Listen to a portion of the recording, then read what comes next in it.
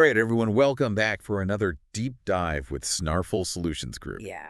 So glad to have you with us today as we go through some of the biggest tech stories that are out there. Yeah. You know, as always, we're pulling from the Snarful Solutions Group, Staying Current Journal. Right. And today's kind of a whirlwind tour. Yeah. We got AI. Of course. We got streaming wars heating up. Uh-huh. We got some new hardware hitting the streets. Yep. And A even little cybersecurity. a little cybersecurity thrown in there to Gotta have it. to keep things interesting. Oh, yeah. Keeps you on your toes. That's right. That's right. Yeah. And some of these numbers we're going to be talking about, Yeah. they're pretty big. Big numbers. Yeah, Yeah. so let's just dive right in. Let's do it. Okay, so first up, AI. Always. OpenAI planning to roll out these tiered AI agents. Okay. And the prices are I heard about this. kind of crazy. Yeah. $2,000, $10,000, even $20,000 per month for what they're calling this top tier, like PhD level. PhD level agent. So, I mean, what do you make of that? Well, I mean, first of all, Yeah. what can these things possibly do Right. to cost that much money? Are we talking Yeah. like AI that can write code for you, Right. can analyze massive data sets Yeah. in seconds, Yeah. can generate content that rivals human output? Yeah. I mean, who are these designed for? I have to imagine it's a very specific clientele. Right. People with deep pockets and very specialized needs. Yeah. I mean, if you're just kind of a casual user, Right. this is not really for you. Definitely not. This is some This is for high level, next level. yeah, enterprise grade stuff. Yeah, exactly. Yeah. And it definitely makes you think about like accessibility, Right. down the road when it comes to AI. Like, Yeah. is this just going to be something, This is just for the the big players, top 1%. top Are 1%, going to have access to. are going to be able to? These super powerful tools. Yeah, that's a great question. And speaking of accessibility, Uh-huh.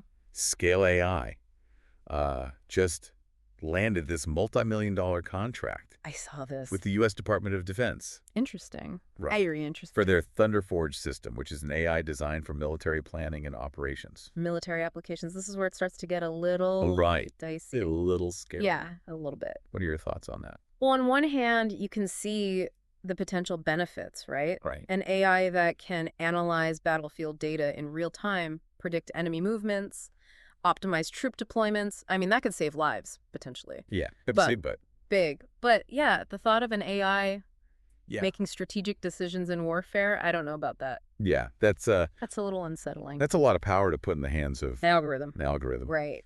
So that's something to definitely keep an eye on. Absolutely. All right, let's move from AI Okay. and the military Right. over to the streaming wars, Yes. where things are Never a dull moment. heating up, as always. As always. So YouTube Music and Premium, Yeah. they just hit a huge milestone, 125 million subscribers globally. Wow. That's a lot of people. That's a lot of people. That's some serious growth. That's impressive. So what do you think is driving that? Well, I mean, YouTube is a powerhouse, right? They've got this massive video platform, and Well, now they're leveraging that yeah. to get into the music streaming market, and it seems to be working. Yeah, they're really putting the pressure on Spotify. Yeah, Spotify, Apple Music, All the big players, Amazon Music, they've got their work cut out for them, yeah, they do. competing with YouTube. And it seems like they're trying to appeal to even more people with this new Premium Lite tier. Oh, yeah, I saw that. So $7.99 a month. Not bad. You get ad-free videos, but only in certain categories, Like what kind of categories? like gaming, Uh-huh. news. And they're planning to expand this offering to Thailand, Germany, and Australia.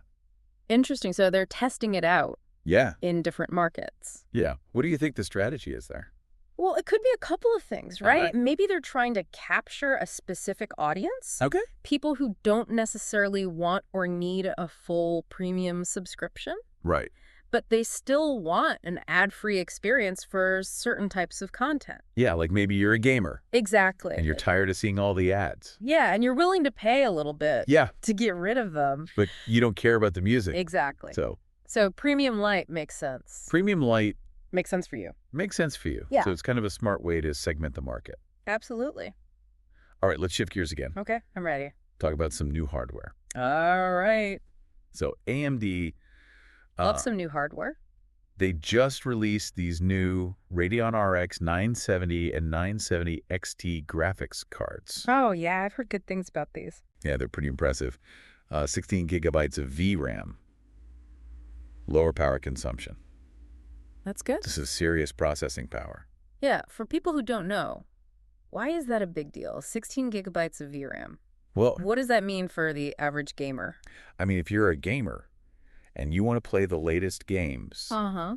at high resolutions with all the bells and whistles, Right. you need a lot of VRAM. Okay. And 16 gigabytes is a lot. So this is going to future-proof you a little bit. It's going to future-proof you. For the next generation of games. Yeah, you're not going to have to worry about your graphics card Right. bottlenecking you. Right. And the lower power consumption's good too. Especially these days. Especially these days. When energy costs are so high. Exactly. You don't want to be running up your electricity bill Right. just to play the latest games. Nobody wants that.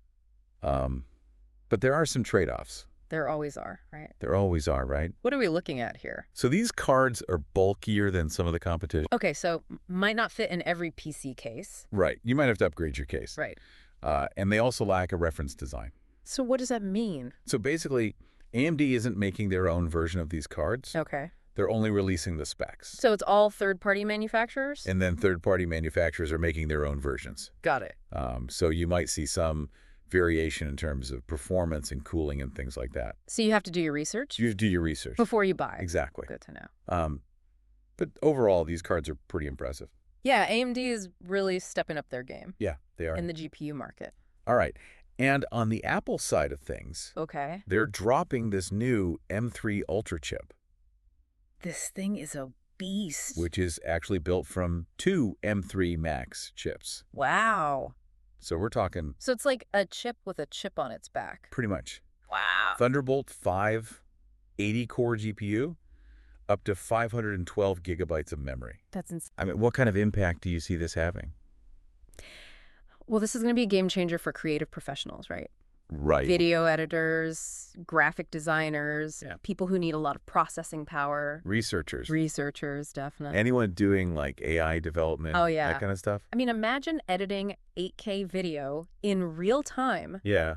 running complex simulations without breaking a sweat, Yeah. developing cutting-edge AI applications. Yeah. This chip is going to unlock so many possibilities. Yeah. It's pretty exciting to think about. Yeah, it really is. All right, So let's wrap things up. let's wrap things up with a little bit of cybersecurity. Okay. So Microsoft discovered this China-linked hacking group. Okay. They're calling it Silk Typhoon. Mm-hmm. And they're targeting remote management tools and cloud apps. Interesting. Yeah. So why is that a big deal? Well, I mean, think about it. Okay. So many businesses rely on remote management tools, Right, for their employees. right, for their employees to work from home. Yeah. And they rely on cloud apps. Stuff. For all sorts of things. For all sorts of things. Yeah. So if hackers can get into those systems, They can cause a lot of damage. they can cause a lot of damage. Yeah. Steal data, disrupt operations. Hold data for ransom. Yeah, it's a big deal. It is a big deal. And this just highlights how important cybersecurity is Right. in this increasingly connected world. Absolutely. I mean, it's more important than ever Yeah. for businesses and individuals to take cybersecurity seriously.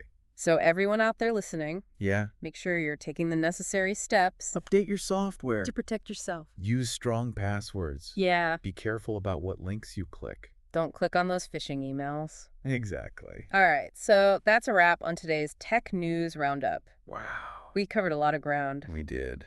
AI streaming wars, New hardware. new hardware, cybersecurity.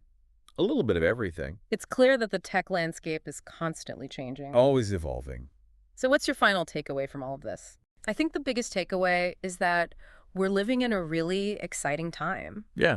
Technology is advancing so rapidly, Right. and it's impacting every aspect of our lives. Right. So whether it's AI pushing the boundaries of what's possible, Right. or streaming services vying for our attention, Yeah.